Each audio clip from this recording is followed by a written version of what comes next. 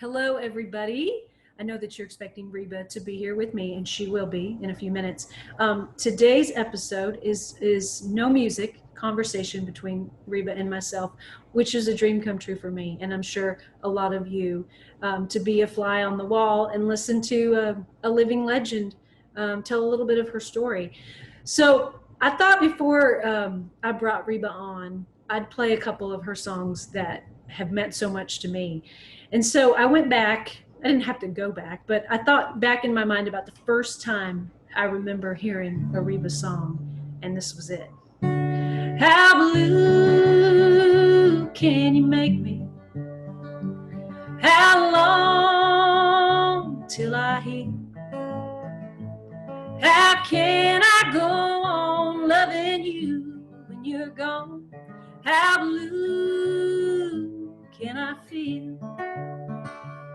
Oh, honey, why did you leave me? Ain't you got a heart left in your chest?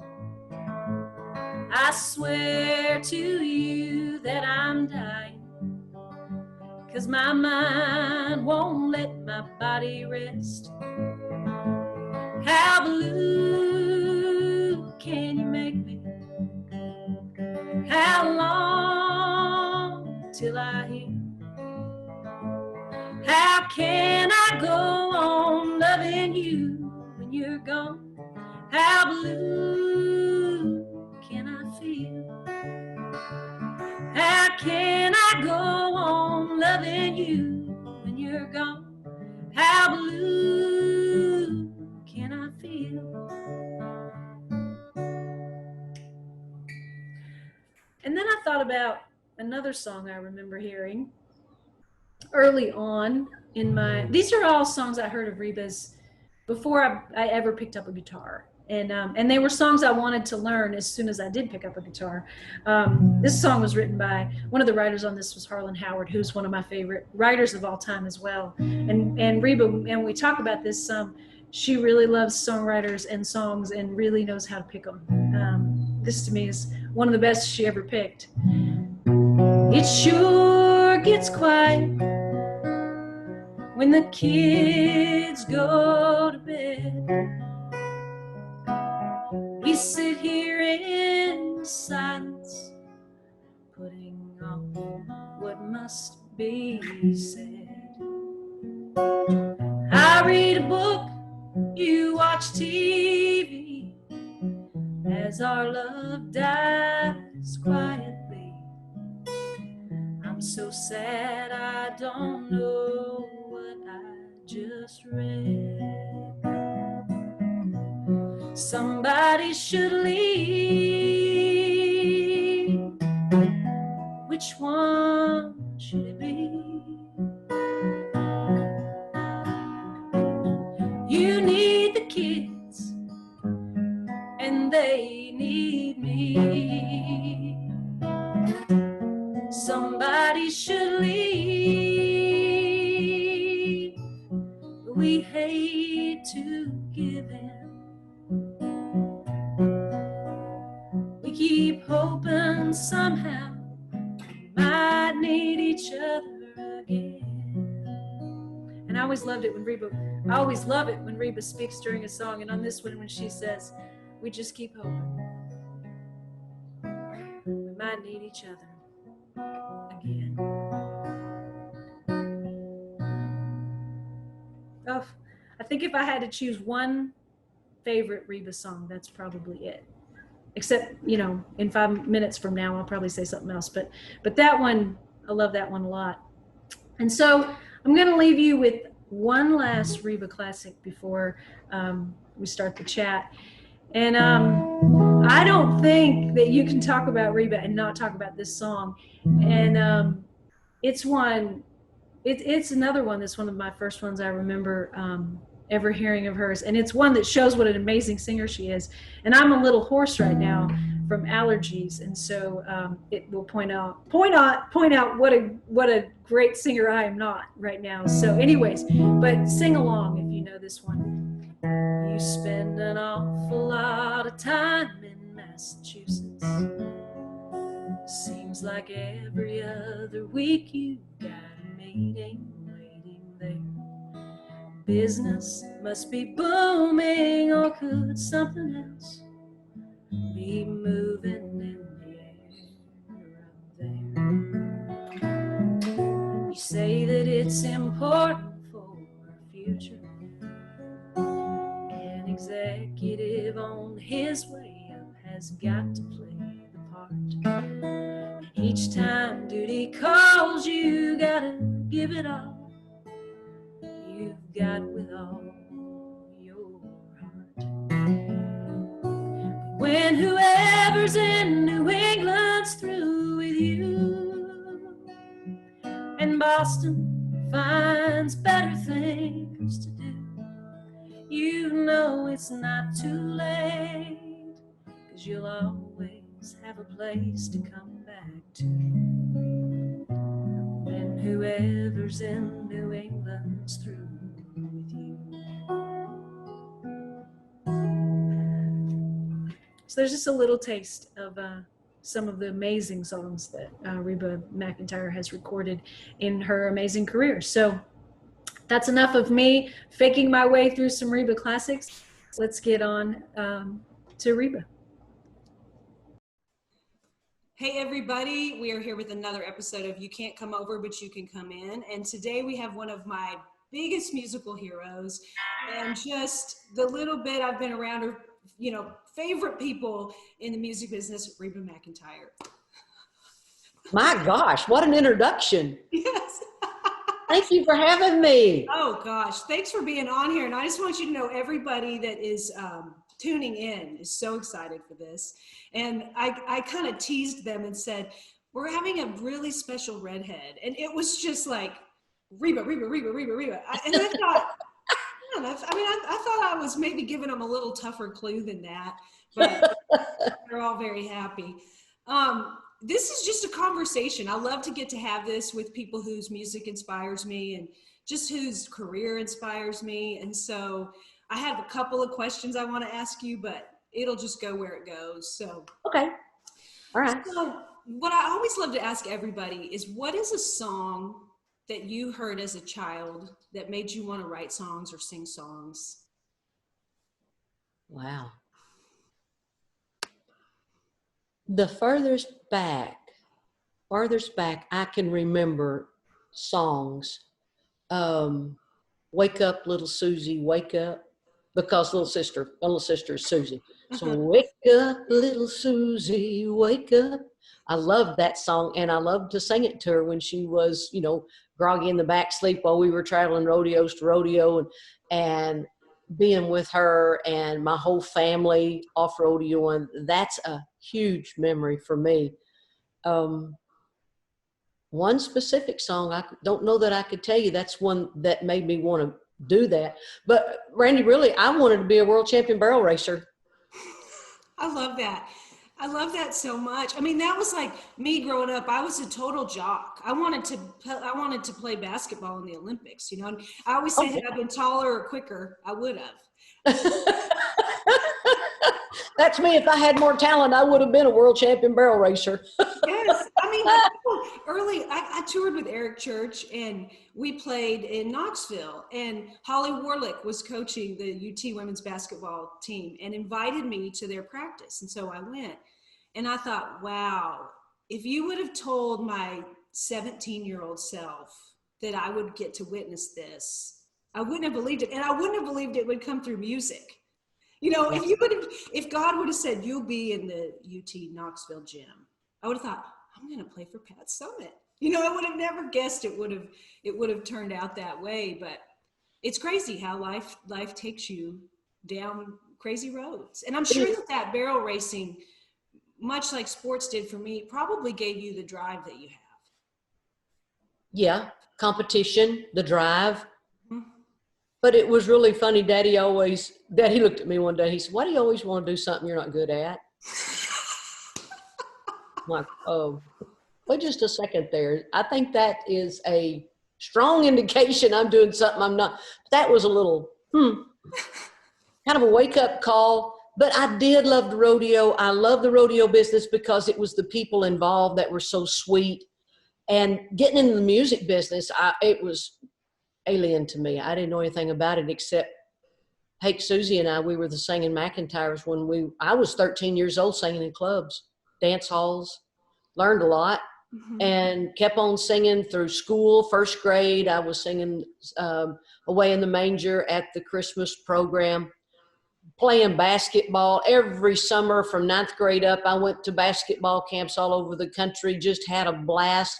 I'd play basketball the first week, and then I'd entertain the girls for free passage to the next 2 weeks at basketball camp. Pate gave me mama bought me a guitar, and Pate, my older brother, taught me 3 chords. So I used those 3 chords and finally learned a few more.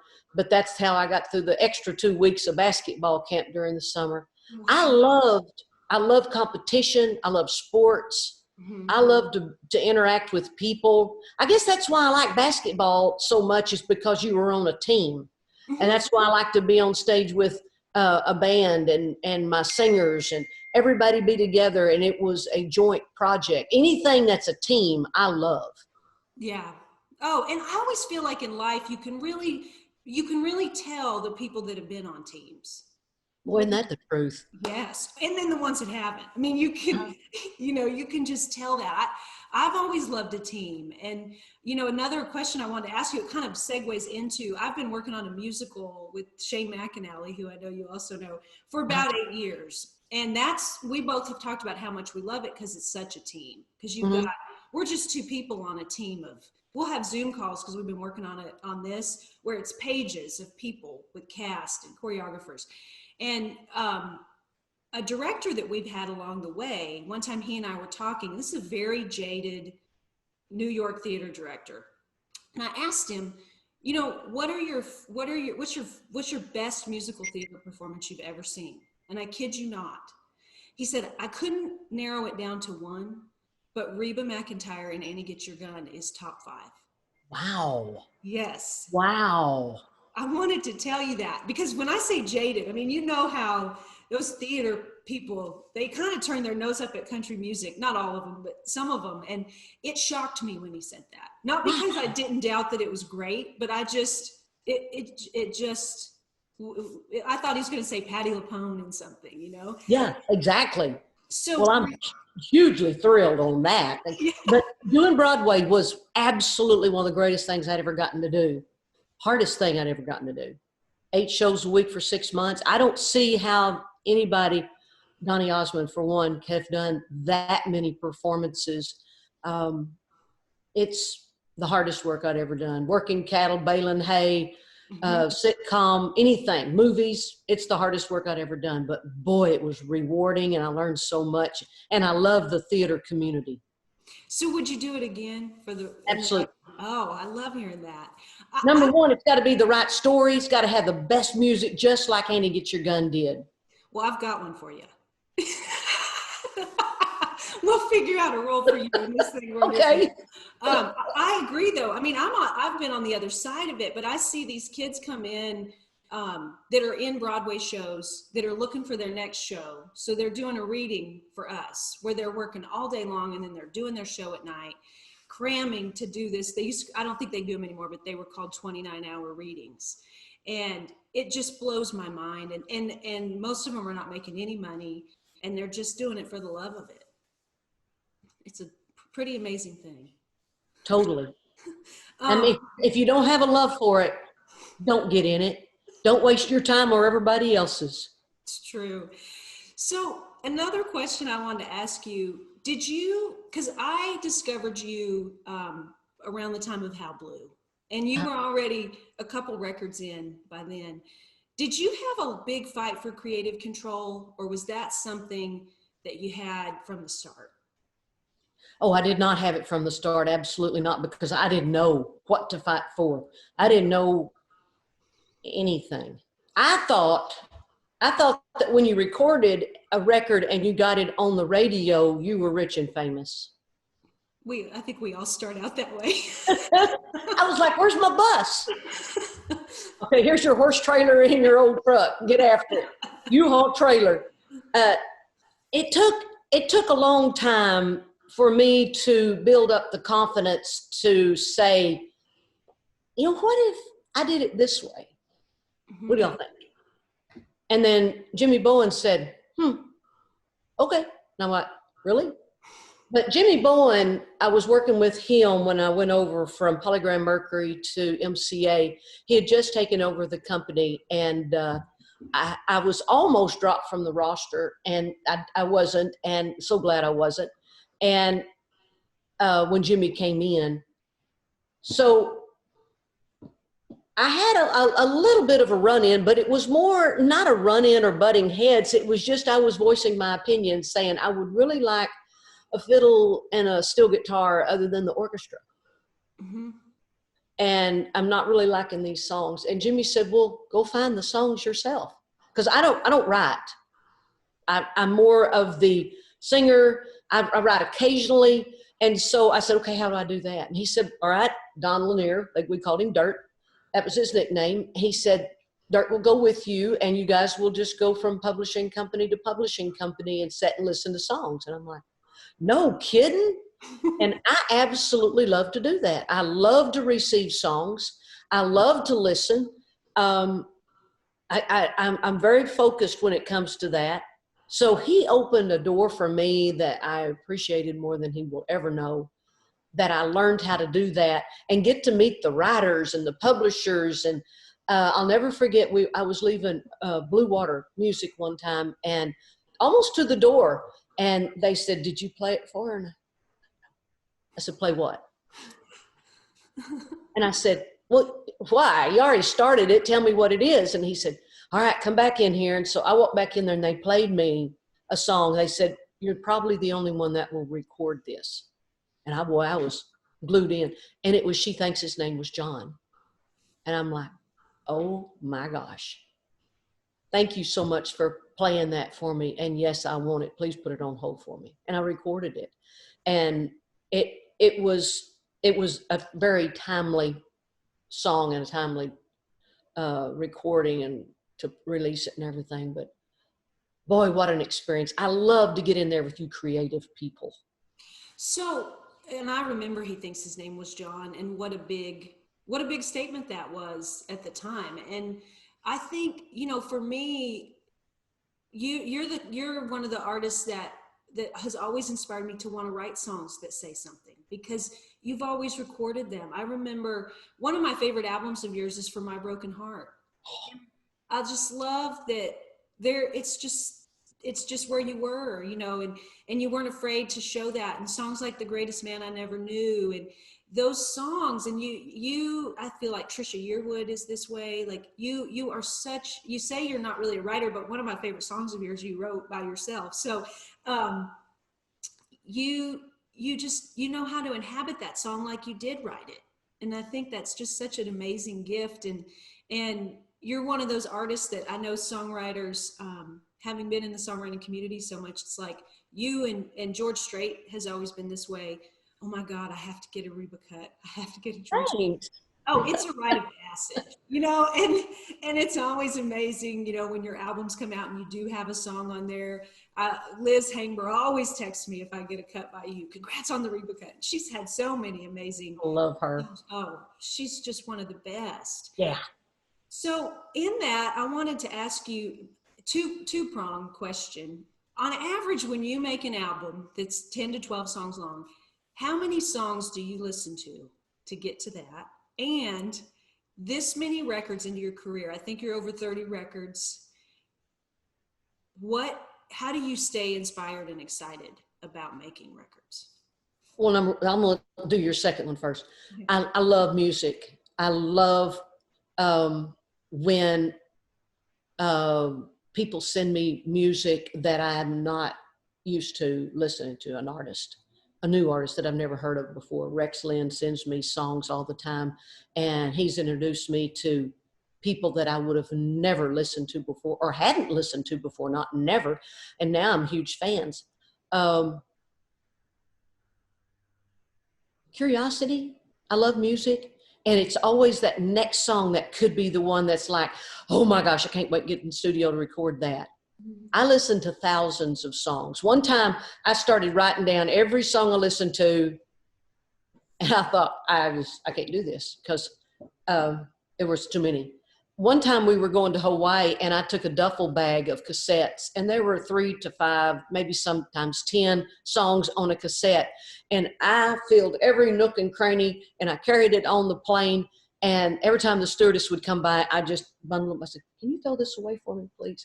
And I didn't find one song in that whole duffel bag, but I kept going, knowing that next one could be it. And I always listen to a verse and a chorus. If it don't even hit me on the verse, I always listen to the chorus and keep going.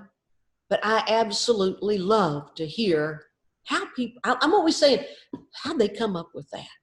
And how's that going to end?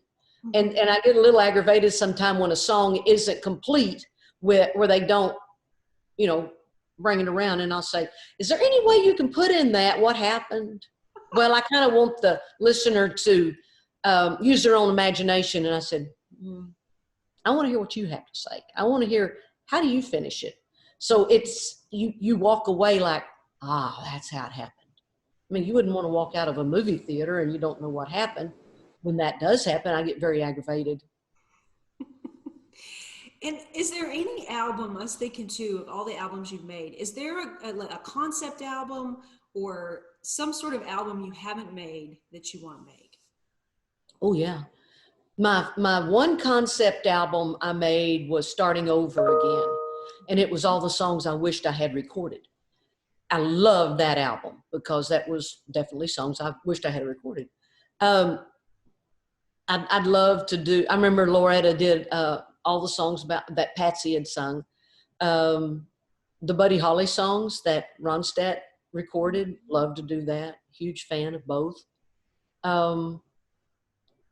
Remember Marty Robbins did the Gunfighter Ballad album, one of my favorite albums of all time, Western songs, because I'm a Western fanatic. I'm a romantic, and I think that would be a lot of fun.